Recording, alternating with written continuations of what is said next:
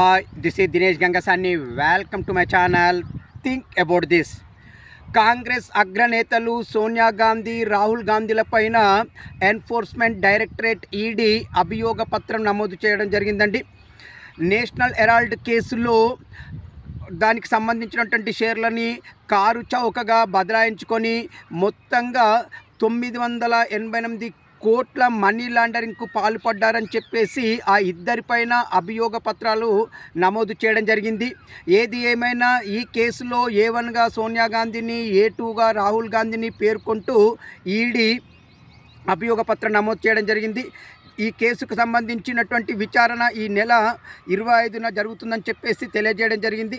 ఏది ఏమైనా బీజేపీ ప్రతీకార రాజకీయాలు చేస్తుందని చెప్పేసి కాంగ్రెస్ ఆరోపిస్తుండగా, కాంగ్రెస్ చేసినటువంటి అవినీతిని మేము ఎప్పటికప్పుడు ఎండగడుతూ బయట పెడుతూనే ఉంటామని చెప్పేసి బీజేపీ స్పష్టం చేస్తుంది. మరి నేషనల్ హెరాల్డ్ కేసులో ఎవరిది తప్పు అనేది మీరు నాకు కామెంట్ రూపంలో తెలియచేయండి. ఇట్లు దినేష్ గంగ.